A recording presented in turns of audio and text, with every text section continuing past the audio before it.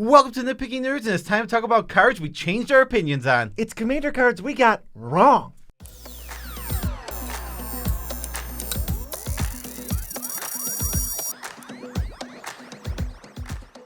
I'm your host, Joe Cherries. I'm your host, BC, joined by Amber, and that makes us the Nitpicking Nerds, bringing you daily Magic the Gathering videos on the internet, specifically YouTube.com. If you'd like to support this little endeavor we have on YouTube.com, you can go to Patreon.com. That link is in the description. You'll be joining the fine names scrolling to my left, to your left of me, and we love them all as much as we can without making them uncomfortable. Yes, and also if you would like to support us indirectly, because Patreon is obviously a way to give us money directly, you can use one of 3 affiliate links. The first one is tcgplayer.com.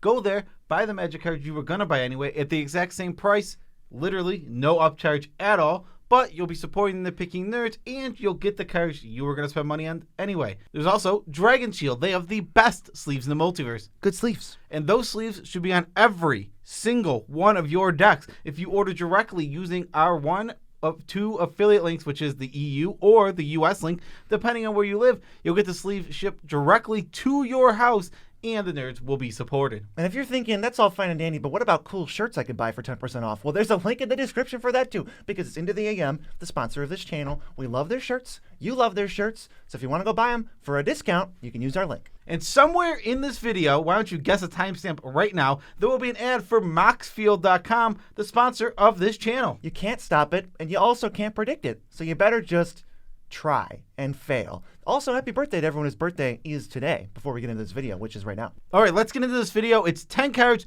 we got wrong. That means whether we thought a card was too good or too bad, we've changed our opinion in the opposite direction, and now we think that card is good, or we think that card is bad. Yes, it is a totally normal occurrence for people to change their opinions, and I would encourage it in any other human being as well. Just a pretty good trait to have is admit when you're like, oh, I kind of got this a little bit wrong. Yes, when you what happens is you will be presented new information all the time in your life. And when you're presented that new information, use it accordingly to change your opinion to fit now what the world is to you. Yeah, and some of this is, we had recently gone, not recently, but we earlier this year went from like the higher power casual to like more of a salt of the earth casual with less combos and stuff. And we had thought that some of these cards were bad or good in those metas, and they just still weren't, even when we moved to them. So that's what some of these are. But Joe's got the first one. Yeah, the first one is Ghostly Prison and Propaganda, and I don't know, Windborne Muse I'm not as high on because that one gets wiped up on all the creature wipes. So I'm more of a fan of these ones. Ghostly Prison is 2 and a white for an enchantment, and when creatures want to attack you, their controllers have to pay 2 mana per creature. Now I want to caveat this right away. If you're playing in a meta where there will be combos or lots and lots of non-combat victories, then I'm not going to suggest playing Ghostly Prison. But if main win cons are reliant on combat, I think this card actually has a huge effect in the game. I used to be a lot lower on it, and I was like, people just pay. But it turns out it's really mana intensive to actually have to pay for this over and over again, and it stops chip attacks. Yeah, they can obviously pay when they need to. That is true, but I think it ends up virtually gaining you a ton of life. And for a deck that just needs to survive longer in a game in a combat meta, I'm a fan of Ghostly Prison. Yeah, this one, the first couple were alternating on like things that we specifically individually got wrong.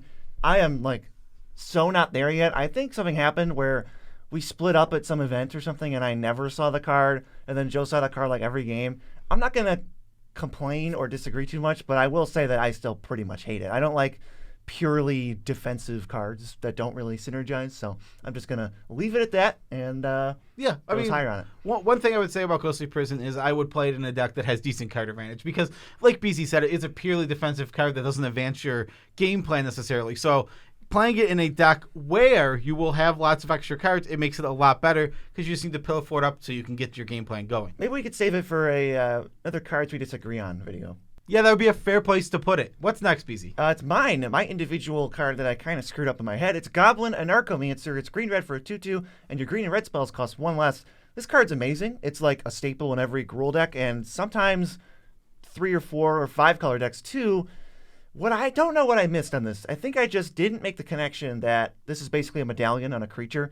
I don't know if that makes it better or worse. Probably somewhere around neutral, because some decks care more about creatures. Doesn't matter. The fact that this reduces basically every spell in your deck makes it like an auto-include amazing card. And I had it as like, I don't know. I don't think it's that good, but it's pretty good. I remember one of the mistakes you made. You connected it with the silly cycle where it's like a black creature that makes your... Yeah, the familiar cycle, because it looked like that to me more than a medallion, but it's actually just a medallion. Yeah, exactly. But it's even like, what's really cool about this is like in your Gruul deck, it's a medallion. Like, you can't really play a medallion in the Gruul deck because unless you're like really, really green or really, really red. This one's just like, no, it's every one of your spells. But isn't there a familiar that you could just play in a Gruul deck? Like, they all reduce shards, right? So there's probably one that reduces green, white, red spells, unless the card sucks.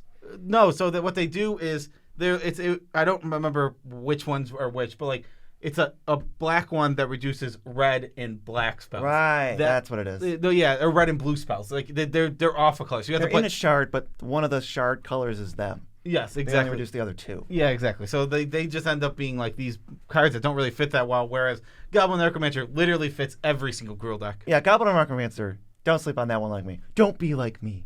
Next is mine, and it's Augur of Autumn. This thing lets you play lands off the top, and if you have, what is it called? Coven, yeah, that's right. If you have Coven, you can play creatures off the top. I thought this card, I wanted to give it a chance, and I'm like, oh, this might be good. It looks pretty good. I think it's really pretty medium. It's a card I would never play when I'm trying to power up my deck. It doesn't get there for me. It's okay.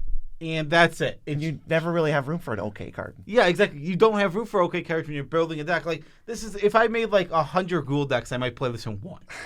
I could direct you to 150 other cool cards that you could play in any given deck. Yeah, exactly. And that's what it is. This card's not bad. I'm not saying that I think this card is horrible, but I thought it was a good card, and I would just say it's meh. It's just something I will never have be putting in a deck again, and that's okay. Yeah, that's sorry, Augur of Autumn. Rise of the Dark Realms is my next one.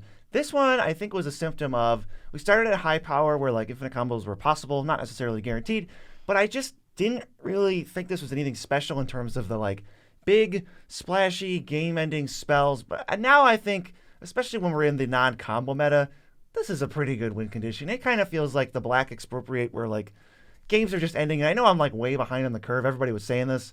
Sorry, here I am now, I guess. I don't find this card very fun. Yeah, I thought this card was also good before, but I thought even in our combat meta is ending games from time to time. Like, if the game goes long enough, this card just kind of puts the game in a situation where, like, all right, if it's cast, it'll win for whoever cast it. Yeah, there is the caveat. You can't, like, ramp into this. You can't, like, play it on before turn 10. But once the game goes long enough, you got to have to worry about it. Yeah, exactly. Like, it's probably, like, turn 8, 9, after at least one board wipe, it's, like, unbeatable at times. Yeah, this is the kind of card that makes me want to put like one more graveyard hate spell in my deck if it synergizes. Or Warping Whale. Ooh, yeah, or Warping Whale. That fixes all my problems. Yes. Next, another one I got wrong. It's Ghostly Pilferer. 2 mana, 2/1. You can discard a card to make it unblockable. And what else does it do? There's 3 abilities. It's got Key to the City. It's basically Key to the City on a creature. So you can discard to make it unblockable, and then when it untaps, you can pay 2 to draw. Yeah, so that's not why I like this card at all. Those have synergy with your deck. Those abilities are fine. But what I actually like about this card a lot is whenever someone casts a spell not from their hand, okay, you draw a card. I was just going to say.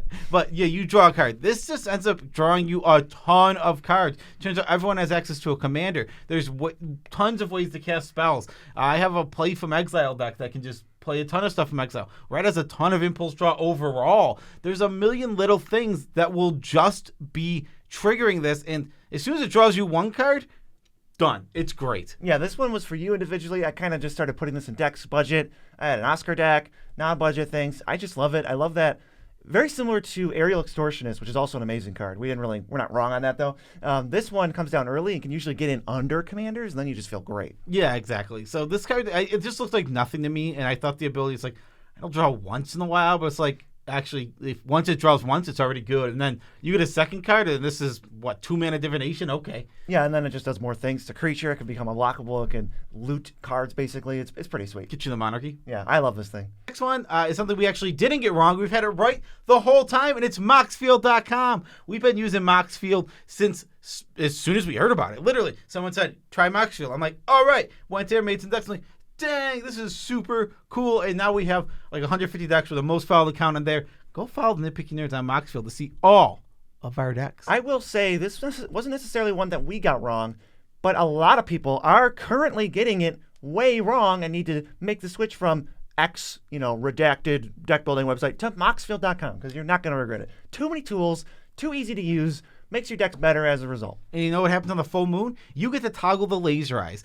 That's not right now, but the laser eyes are the coolest thing ever. It only happens on the full moon? Full moon, you get laser eyes. That's so cool. It is so cool, yeah. So on a full moon, you can toggle laser eyes to put on your Magic cards. And now, with Moxfield.com, what other deck building website will keep track of a full moon cycle for you? None. I rest my case. Yes, exactly. Are you kidding me? It's fine. It's fine. So those were 5 we were wrong on individually, but we are also wrong on cards collectively as a whole. And the first one was definitely Resculpt. It's 1 and a blue for an instant, exile an artifact or creature, and they get a 4/4 red and blue elemental token. We didn't have this as bad, but we had it as meh. There's so many of these, it's probably not in the top 3.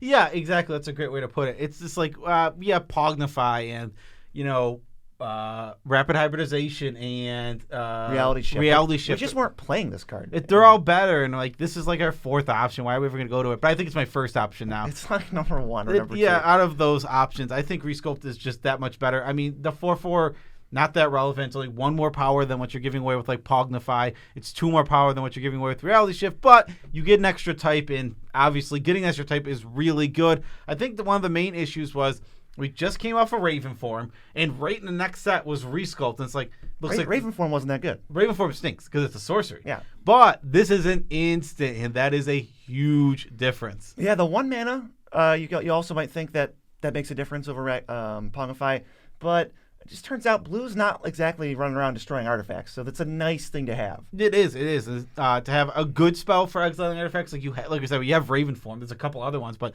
they're mostly bad. This is the good one. This is the really strong one, and that's right, Reed Duke. We're coming for you. We know you don't want to give your opponents resources. We do, because we're the Nitpicking Nerds. Well, we want to give them resources that don't matter at all. That don't matter at all. Yeah, a 4/4 doesn't matter, Commander Mr. Duke. Let's go to the next one, which is Hullbreaker Horror. This was number 14 out of 15 on our top 15 Crimson Vow cards. And oh boy, we do have another Crimson Vow card to talk about later. But this one is 7 mana for a 7/8, and it can't be countered. And when you cast spells, you either bounce permanents that are on lands or you bounce spells that are on the stack. This thing we had is we had it about medium. We had it on our radar for best cards in the set. It just wasn't up there. It's this seems like a filler, not so good reanimate target. Yeah, but it turns out it's a not so filler good reanimation target and good top end for decks.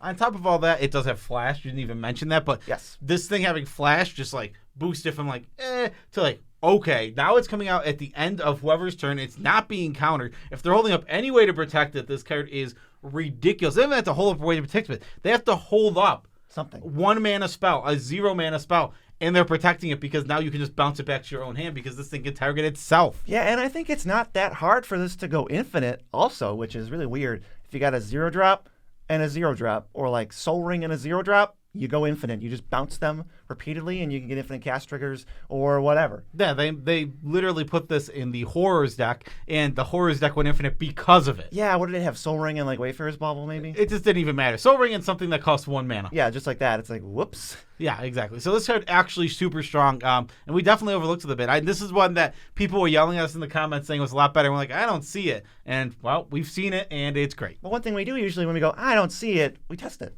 And then we've tested it a lot, and now I have it it's one of my go-to targets in a reanimate deck. Now, that reanimate deck is not trying to spiky win, combo-wise, but it's once you get rid of, I'm trying to win with immediately cards, that makes sense, you go down to Hullbreaker Horde. Yeah, I don't even know, but even if you're trying to combo, like you said, this has combos. Yeah, if you're trying to get aggressive, your deck is a specific way, this could be one of your reanimate targets in a combo deck. Yeah, I mean exactly. It can be one of your targets, and then all you have to do is play fast mana. So as you go into higher power, this card can just become a combo card. I think it is also good in high power. Yeah. Up next is AO, the Dawn Sky, and this one for our Kamigawa. Yeah, for that set we had it as 8 out of 10, and we thought this card was pretty good. I was definitely pushing this one harder than Beezy, I remember specifically.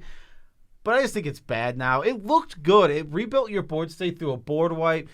But it doesn't even do that very well. I've seen it die a million times, and the board state rebuilt after it is bad. Yeah, number 8 out of 10 in our top 10 cards of the set. So we had it as one of the 10 best cards towards the bottom.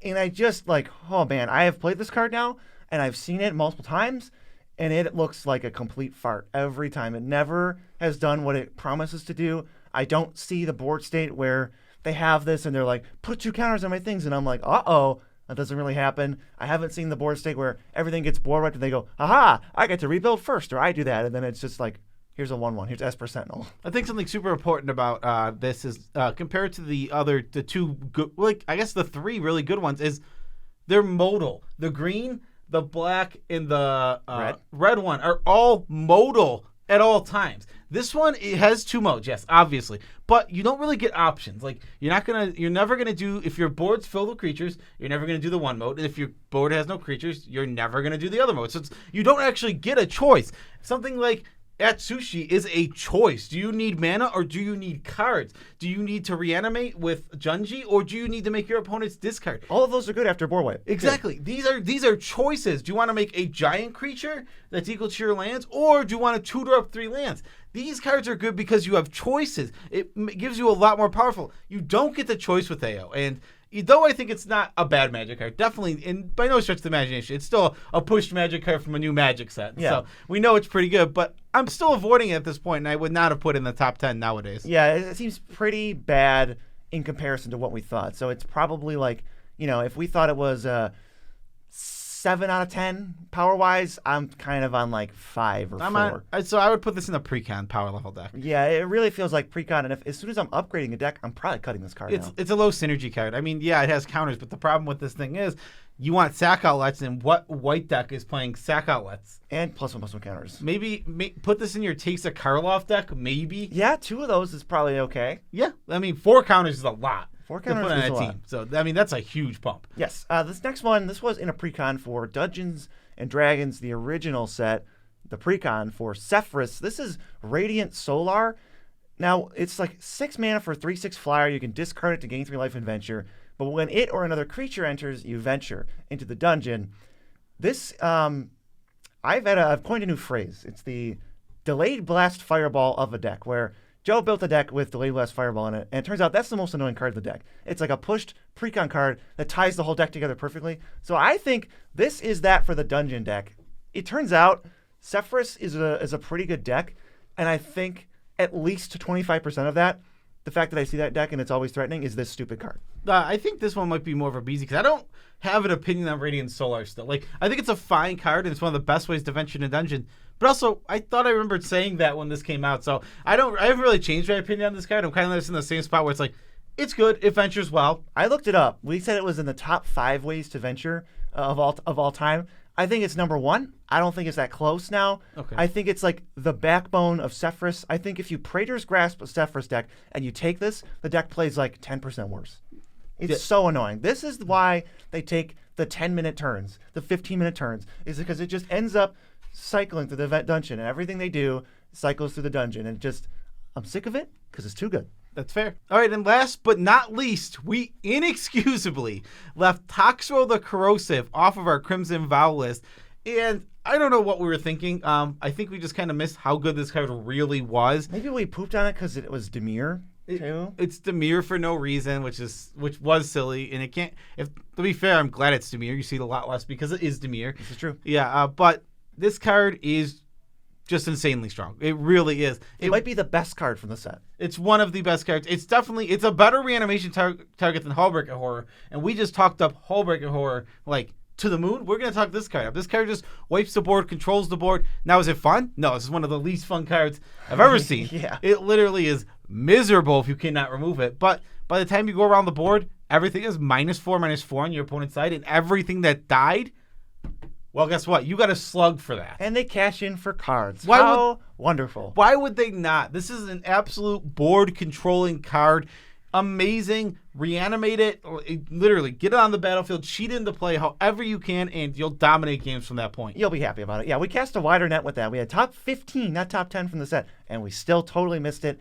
Definitely now we are way this is the most dramatic, we thought it was maybe bad, forgettable type reanimate thing. Now we're like, yeah, it's like the best thing I would recommend to everybody. And I just want to point out, it's easy to make a mistake and be wrong about a card, and that is completely fine. And we've owned, we did 20, we did 25. 55. We've owned 55 cards that we've gotten wrong. And guess what? We're going to keep getting cards wrong because you formulate opinions and then you're presented with new information. Change your opinions. And It's now, really important. yes, and just like when you were watching the old Nitpicking Nerds video and like, these guys stink, you're watching the new ones. Now we rule and you know it.